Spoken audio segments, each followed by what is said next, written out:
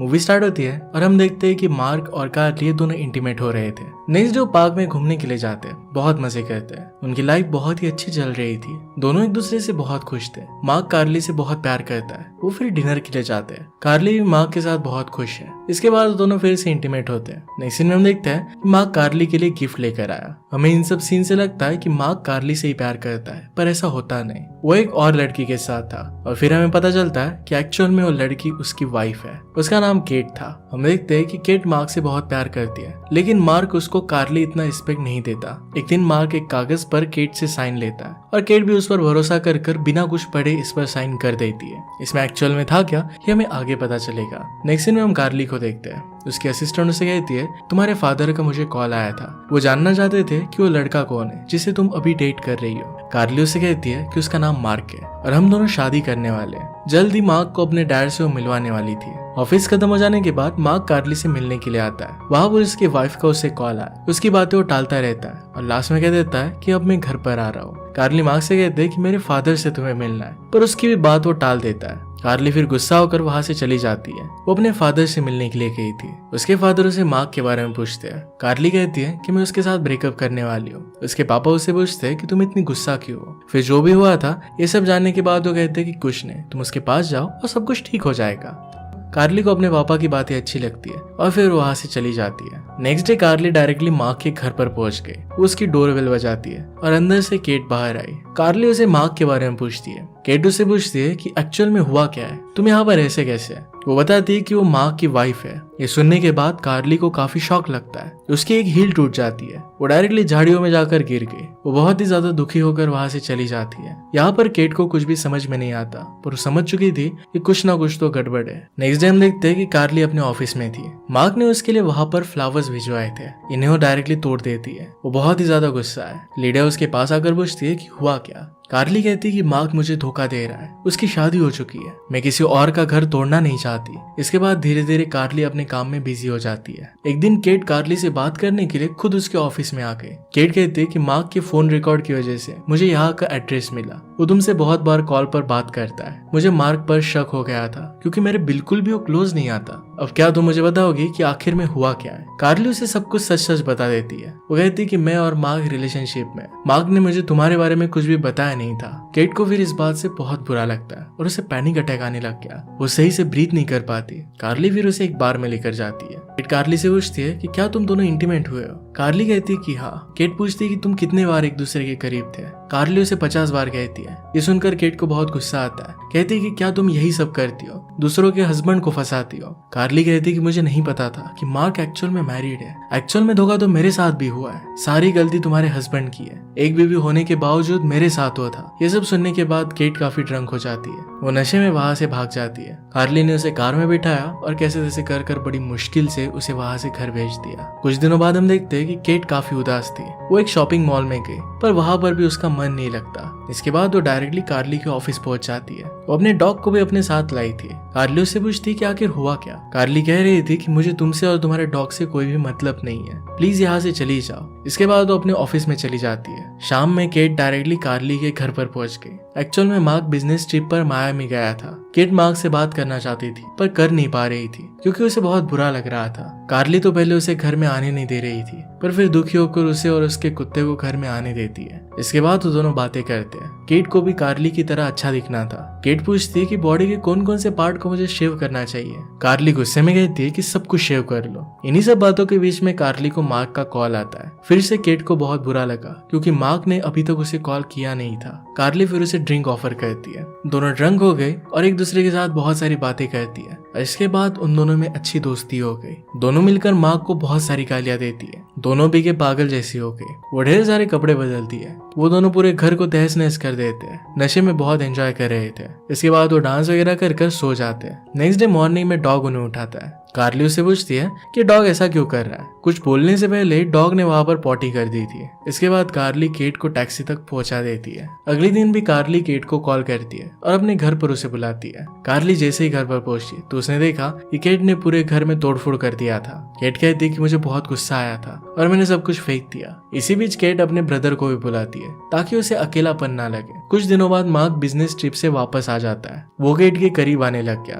उसे वो किस करता है और कहता है कि डिनर के बाद हम आगे का कुछ करेंगे। वो फिर डिनर पर आते हैं और वहां पर केट कार्ली को कॉल करती है। उससे पूछती है कि मार्क को मैं खुश कैसे करूं। कार्ली इस बात से बहुत गुस्सा हो गई थी, कहती कि तुम दोनों भाड़ में जाओ, मुझे तुम दोनों से कुछ भी फर्क नहीं पड़ता। डिनर करने के बाद फिर मार्क और केट दोनों घर पर आए। वो दोनों एक दूसरे को किस कर रहे थे, तभी केट को याद आता है कि वो शेव करना भूल गई है। वो जब बाथरूम में थी तब मार्क को किसी लड़की का कॉल आता है, उससे वो बात करने लगता है। इसी बीच पीछे से केट आ गई। मार्क इस तरीके से प्रिटेंड करता है कि किसी आदमी के साथ वो बात कर रहा है। अब केट समझ चुकी थी कि मार्क अब भी किसी और लड़की के साथ अफेयर कर रहा है। उसके सामने इस तरीके से प्रिटेंड करती है जैसे उसे कुछ भी पता नहीं चला। आज रात उसके साथ वो कुछ भी नहीं करती और डायरेक्टली सो जाती है। नेक्स्ट डे हम देखते हैं कि केट का ब्रदर और केट घर में पेंट कर रहे थे। तभी केट का बिहेवियर अचानक से बिगड़ने लग जाता है। उसके ब्रदर के साथ उसका झगड़ा हो जाता है। बिना बात के केट रोने लग गई। ब्रदर उससे कहता है कि मुझे सच सच बताओ कि एक्चुअल में हुआ क्या है। केट फिर मार्क के बारे में उसे सब कुछ बता देती है, कैसे वो कार्ली के साथ रिलेशनशिप में था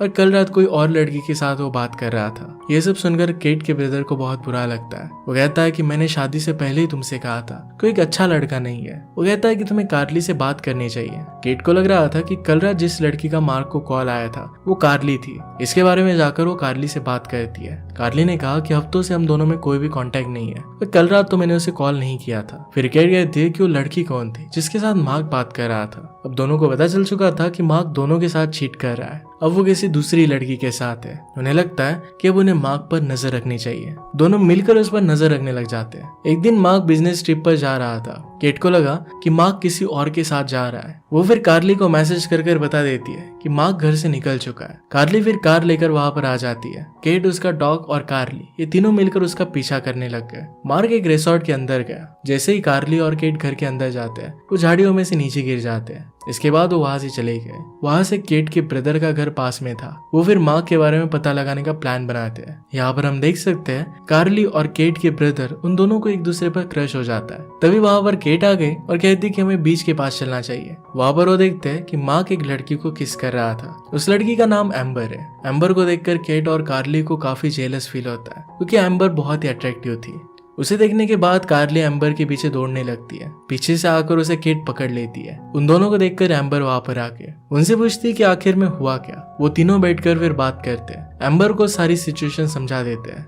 एम्बर पहले तो उन्हें सॉरी कहती है। तीनों काफी देर तक बात करते हैं और इसके बाद एम्बर भी उनके साथ मिल जाती है। इसके बाद कार्ली और केट एक घर के पास निकले। केट के ब्रदर को सब कुछ बता देते हैं। शाम को उन्होंने एम्बर को घर पर बुला लिया। यहाँ पर हम देख सकते हैं कि कार्ली और केट का ब्रदर वो दोनों एक दूसरे के करीब आ रहे थे। सब लोग अच्छे फ्रेंड्स बन जाते हैं और बहुत एंजॉय करते हैं। अगली सुबह ब्रेकफास्ट पर तीनों मिलकर प्लान बनाते हैं। इसका नाम था मिशन रिवेंज। इसमें वो तीनों मिलकर मार्क की जिंदगी को खराब करने वाले थे।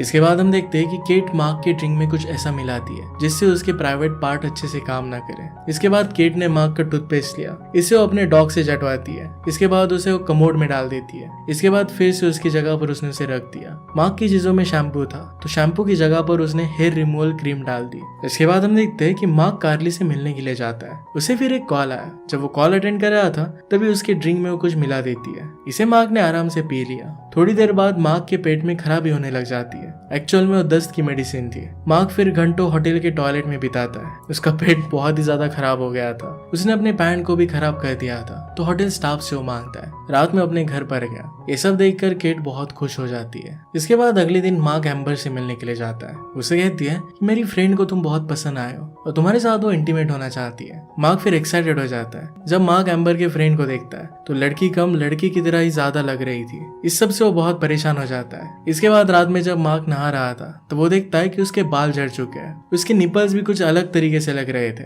ये सब जाकर वो केट को बताता है। उससे वो बहुत चिढ़ाती है। ये सब कर केट को बहुत अच्छा लग रहा था। अगले दिन तीनों फ्रेंड्स मिलकर मार्क का बहुत मजाक उड़ाती है। तीनों बहुत खुश थे। इसके बाद रात में केट मार्क को एक होटल में लेकर गए। वहां पर बहुत ड्रिंक करते। मार्क की बातों से ऐसा लग रहा था कि एक्चुअल में वो केट से ही प्यार करता है। केट ही उसकी लाइफ का असली प्यार है। ये सब जब केट कार्ली को बता रही थी तो कार्ली कहती कि तुम्हें ऐसे लग कैसे सकता है, उसने हम सब पर चीट किया था, तुम उस पर भरोसा कैसे कर सकती हो, वो बहुत ही ज्यादा इविल आदमी है। उससे तुम्हें दूर रहना चाहिए। इसके बाद हम देखते हैं कि केट को मार्क का मैसेज आया हुआ था। वो फ्राइडे को उससे मिलने वाला था। कार्ली अपना ईमेल चेक करती है तो केट के ब्रदर का उसे मैसेज आया हुआ था। वो दोनों मिलकर साथ में डिनर के लिए जाते हैं। वो कहती है कि वो समझ कैसे नहीं पाती कि जिस आदमी ने उसे 2 लड़कियों के साथ धोखा दिया है उसके साथ वो फिर से वापस कैसे जा सकती है। केट का ब्रदर कार्ली को इमोशनल सपोर्ट देता है। कार्ली को ये बहुत ही अच्छा लगा। उन दोनों में प्यार और भी ज्यादा बढ़ता है। नेक्स्ट सीन में हम देखते हैं कि केट कार्ली के पास जाती है और उसे सॉरी कहती है। वो कहती है कि मार्क कंपनी की काम की वजह से बहामास जा रहा है, चलो चलकर हम उसे पकड़ते हैं कि एक्चुअल में वो किसके साथ है।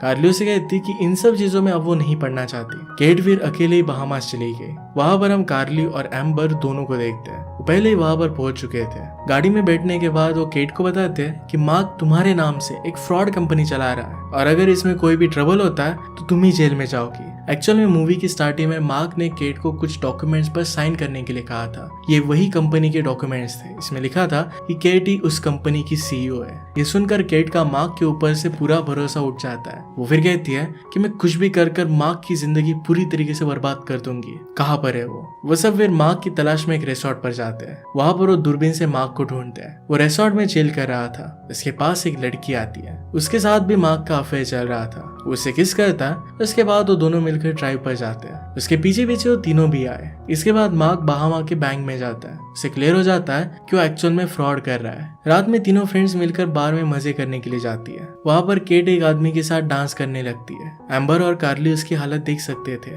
वो रियलाइज करते हैं कि केट के लाइफ में बहुत ही बैड पीरियड चल रहा है। उन्हें उसे सपोर्ट करना चाहिए। वो जब तक मूव ऑन नहीं हो जाती तब तक उसका साथ देंगी, उसी के साथ रहेंगी।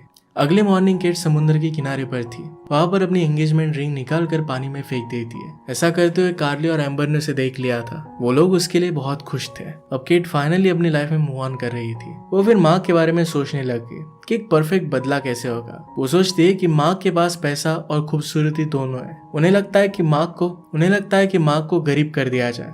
वो तीनों फिर उस बैंक में पहुंच गई जहाँ पर माँ गया था।